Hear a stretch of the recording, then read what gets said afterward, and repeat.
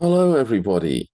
My name is Tom Gill, and I'm a professor of social anthropology at Meiji Gakuin University, Yokohama campus.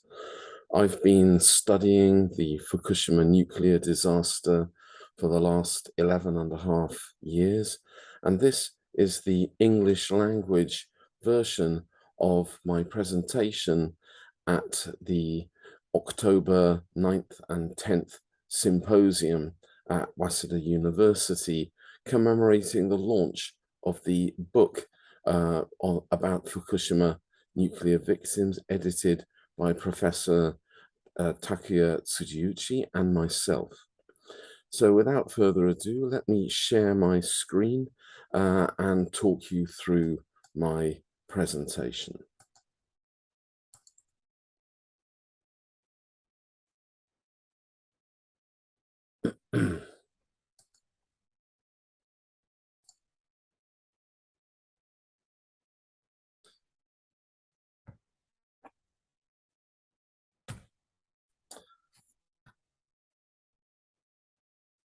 Sudden exile, sudden wealth, then envy and discrimination, the suffering of Fukushima's compulsory evacuees. Well, I'm sure you all know very well that Japan was struck by an incredibly powerful earthquake in the northeastern Tohoku region on March the 11th, 2011. It was followed by a giant tsunami that swept away hundreds of houses and shops and offices and killed nearly 20,000 people, most of them on the day it happened. And then the third strike, the nuclear meltdown at the Fukushima #1 nuclear power plant, which resulted in meltdowns at probably 3 of the 4 active reactors at the plant. 2 others were idle at the time. To greatly oversimplify, the tsunami was a natural disaster, or in Japanese, tensai. The nuclear meltdowns were a man-made disaster, jinsai. And to even further oversimplify, natural disasters tend to bring people together since they have all been afflicted by a force of nature beyond human control. Man-made disasters tend to force people apart as issues of responsibility and compensation lead to mistrust and anger. Well, of course, the tsunami was not a totally natural disaster. Um, uh, the stretch of coastline called Sanriku, where the tsunami hit, had a long history of major tsunamis. Nonetheless, flood barriers and warning systems were not always as good as they should have been. So there was a man-made element to it. And of course, there was a natural element to the nuclear meltdowns because we have to admit that it was very unlucky that such an enormous tsunami should hit the Fukushima #1 nuclear power plant. Nonetheless, had they followed warnings that they received before the disaster of 2011, Tokyo Electric Power and the government probably could have avoided it. So this brings us to our theme of division and the difficult feelings that arise among victims in the wake of these disasters. The first big split we may observe is between tsunami victims and nuclear meltdown victims. Nearly 20,000 people died in the tsunami, whereas almost nobody has been definitively proved to have died as a result of the meltdowns. And yet the amount of compensation paid to nuclear disaster victims has been far greater than the amount paid to tsunami victims. Why? Because there was clearly someone responsible in the case of the nuclear meltdowns. Tokyo Electric Power Company, TEPCO, Toden in Japanese, and the government with its reckless policy of promoting nuclear power in a country prone to earthquakes, tsunamis, volcanic eruptions, typhoons, and so on. And indeed, there was a law in place governing compensation to victims in the event of a nuclear disaster. There was no such legal item in place for a natural disaster like a tsunami, and as a result, the matter of proving the responsibility of the government was much more difficult. Okay, so that's all I'm going to say about the tsunami, because very early in my research, I realized that the 3/11 disasters covered such a wide area that I was going to have to narrow it down. So I first decided to concentrate on the nuclear disaster, leaving many other excellent researchers to work on the tsunami. I also had to choose a field site that was small enough for a single anthropologist like myself to get around. And by a series of chances, I ended up in Iitate village, which you can see on this map of Fukushima prefecture. Now, just to make it clear, Fukushima prefecture is one of the biggest prefectures in Japan, and actually the area of Fukushima that was seriously affected by the nuclear disaster was a fairly small portion in the central east coastal region of the prefecture. Fukushima prefecture is usually divided into three areas. Hamadori, the eastern third bordering the sea, Nakadori, the interior part, and Aizu, the western part. And Aizu and Nakadori were barely affected by the disaster, and yet the whole name of Fukushima prefecture became closely associated with radiation, danger, and pollution, both material and conceptual, spiritual, if you will. So as you can see from this map, Iitate village is right on the outside edge of the 30-kilometer exclusion zone, which the government imposed immediately after the nuclear disaster. And this was very fateful, because when the government decided who had to be evacuated, they used maps like this one with very neat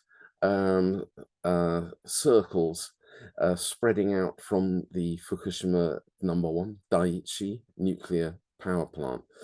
The government assumed, with no basis in fact, that radiation would spread out in a neat round pattern and evacuated settlements accordingly. However, where the lines are drawn on a map has fateful consequences.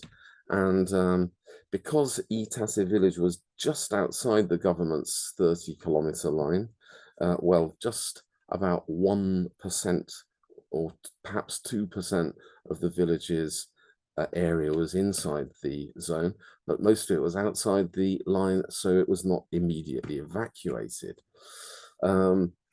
Finally, the government reluctantly acknowledged reality, which was that due to the prevailing winds at the time of the disaster and the timing of rainfall and snowfall, the worst affected area was not at all a neat semicircle. In fact, it was shaped more like a baseball bat, and that bat was pointing straight at Itate village. As a result of this, Itate received higher doses of radiation than some areas that were actually much closer to the power plant, but because they were to the south or southwest, they received lower levels of radiation. The government knew this because of their SPEEDI, S-P-E-E-D-I, radiation detection system, which was a very high-tech set of checkpoints that would measure not only radiation levels, but also wind speed, precipitation, and so on. And yet, due to a mixture of panic and incompetence, it took them about a month before they actually started paying serious attention to the readily available data. So just to point out, the main isotopes that were released by the Fukushima nuclear disaster were iodine-131, cesium-134, and cesium-137. Of the three, iodine-131 is by far the most dangerous one, but it has a half-life of just 8 days, as opposed to 2 years and 30 years for the cesium isotopes. They finally adjusted their map so that you can, as you can see here, to a 20-kilometer semicircle plus a northwest extension to cover Itate village and part of the neighboring town of Kawamata. But these people were not evacuated until 80 days after the disaster. And that is 10 half-lives of iodine-131. So any kind of danger to their health that they were going to get from that isotope had already been fully absorbed before they were even evacuated. That's right, ladies and gentlemen. They were made to stay in the village during the 80 most dangerous days after the disaster, and only then evacuated when most of the damage had already been done. So let's take a closer look at Itate village, and you can see here that it's not really what you and I would think of when we hear the word village. It's not really a cozy little settlement. It's actually about 20 cozy little settlements that have been artificially put into the same administrative district following a series of administrative mergers dating back to the Meiji era. So today, Itate has 20 sub-settlements, and they are more like villages. They're usually called braku or hamlets, and well, nowadays they are known as gyoseiku or administrative districts. Out of these 20 settlements, the 3 in the south of the village experienced the highest levels of radiation, Hiso, Nagadoro, and Warabidaira. And as the days turned into weeks, it gradually became clear that Nagadoro in particular had got a much higher level of radiation than other parts of Itate. So on this map, you can see that within Itate village, Nagadoro looks like you know, a little orange bun representing its higher level of radiation. This shows a level between 10 and 19 millisieverts a year, as of 7 months after the disaster. There you have it in close-up. So about a year after the disaster, in June of 2012, the government divided Itate and other villages and towns in the disaster zone into three types of zone. Hard to return districts, or Kikan Konnan Kuiki, which had levels of radiation over 50 millisieverts a year. Restricted residence districts, or Kyoju Seigen Kuiki, with 20 to 50 millisieverts a year, and return preparation districts, or Hinan Kaijo Jumbi Kuiki, with less than 20 millisieverts a year. Now, in Itate village, what happened was 4 of the northernmost settlements up here became preparation to return zones. 15 in the northwest and central and some of the south of Itate were designated as controlled residence zones, and just Nagadoro was designated a Kikan Konnan Kuiki, or hard to return district. So on March the 30th, 2017, the evacuation order was lifted for 19 of the 20 settlements in Itate village. Only Nagadoro remained off limits, and it is still off limits to this day, although it is scheduled to at last be reopened for human habitation in spring of next year. The exact date has not yet been announced. So for years and years, it's been very difficult to get into Nagadoro unless you're a resident with a special pass, and there have been guardmen in hazmat suits like this that you have to check in with before you can hope to be allowed into Nagadoro. However, as well as being unusually badly contaminated, Nagadoro was also unusually well compensated.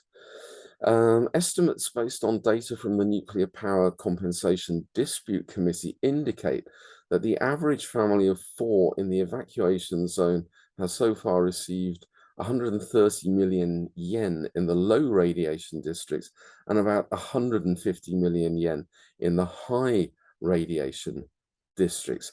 That was of 2015, and compensation has to a degree continued since then. So without going into too much detail, I think I'm right in saying that most of the households in Nagadoro received over 100 million yen in compensation, and a few received over 200 million yen. The other settlements in Itate look upon Nagadoro people not with pity, but with envy. This is a quote from Eric Feldman. He's an academic lawyer at Penn University in America. He says, as odd as it may sound, those in the Fukushima area whose losses are legally considered to have been caused by the nuclear accident are perhaps the most fortunate of the large pool of people who suffered and continue to suffer in the aftermath of the 3/11 disaster. Well, although Feldman is careful to stress that these nuclear victims are people who suffered and continue to suffer, he nonetheless uses the word fortunate, which a lot of Japanese people find quite shocking. How can you call someone fortunate when they have lost their hometown? And even if the people of Nagadoro did in fact feel happy about their sudden riches, they could not express that openly to the people around them. To feel oneself fortunate because of sudden wealth resulting from radioactive contamination of your hometown or furusato is to smash a powerful taboo. You are supposed to love your furusato and to feel sorrow at being separated from it, even if you are now living in a nice big house in Fukushima City. Love of your hometown is a very powerful norm in Japan, comparable to loving your country, loving Japan, or perhaps to loving your mother.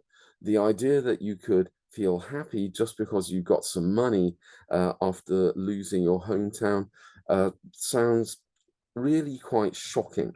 And so even if you do deep down think, oh my goodness, because of the nuclear disaster, I've suddenly become upper middle class instead of working in a poor agricultural area, having to supplement my income working in a factory or on a building site.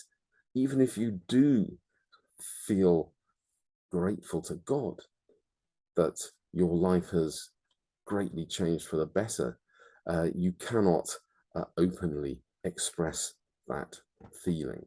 That leads to a very complicated psychological state for the people I've been studying. Now, I want to go into some more detail on my theme of how the lines on the map divide people. And I want to make what I think is a very important point. Wherever you draw the line on the map, there will always be people on the inside and people on the outside. And the people on the outside are always going to feel envious of the people on the inside. And so, unlike perhaps some of the presenters at this symposium, I do not totally blame the government for its compensation policy. I think they have made a reasonably honest attempt to be fair about compensating people in the disaster zone, but it's a no-win situation. Wherever they draw that line, they will always create jealousy and ill feeling. So here are a few of the more important divisions we may observe. Firstly, between voluntary and compulsory evacuees, people who were forced to evacuate, such as the people I've been studying in Nagadoro, were obeying the government and doing the right thing. People who evacuated even though there was no evacuation order in their district, so-called voluntary evacuees or jishu hinansha, were viewed as defying the government advice, perhaps also being too scared of the radiation, being hysterical. There was a certain amount of gender prejudice in there as well. And so that's one big division we can see there. Secondly, between well-compensated districts and poorly compensated districts. So by pure chance, I happened to end up studying one of the most well-compensated districts in Fukushima. I could easily have ended up just a few miles away in a fairly similar rural settlement that was very poorly compensated because it was outside the evacuation zone. And so, you know, even people living just a few hundred meters apart from each other could have drastically different amounts of compensation, and obviously this caused a lot of difficult feelings. And then there was another division between property owners versus those without property. So people who had property were compensated for the loss of it. For example, if you owned a large valuable house, you'd be compensated for that.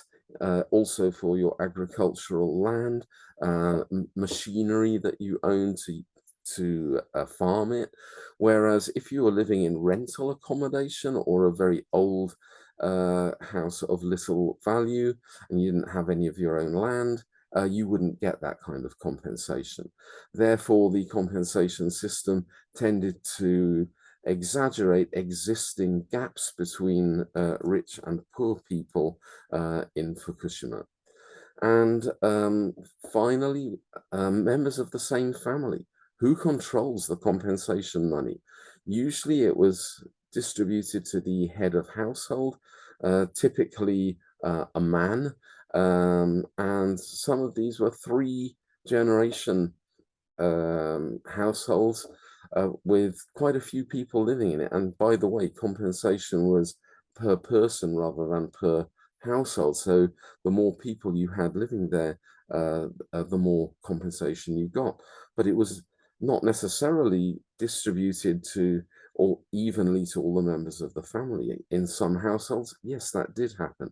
In others, the head of household would treat the money as though it were his own and might or might not distribute it fairly to other family members. To come back to the people of Nagadoro, they may have become rich, but I would argue they have suffered double discrimination. In the early years after the disaster, they suffered what I call kegare sabetsu, or pollution discrimination, being considered polluted through contact with radiation. But this based on an unfounded fear of contamination through contact or proximity. And again, it tended to especially affect women, even more so women of childbearing age, who were strongly suspected of being liable to give birth to malformed babies. In fact, there was no basis for this concern. And then as the years went by, this kind of discrimination gave way to envy discrimination, or netami sabetsu, based on unearned wealth from compensation. Finally, ironically, despite trillions of yen being spent on decontamination in the last decade, only a tiny percentage of the evacuated population has returned. And since most of them are elderly retirees, there is no prospect of these communities ever returning to their pre-disaster lifestyles. Itate village had a population of about 6,000 before the disaster in an area of 230 square kilometers, a very, very low population density even before the disaster.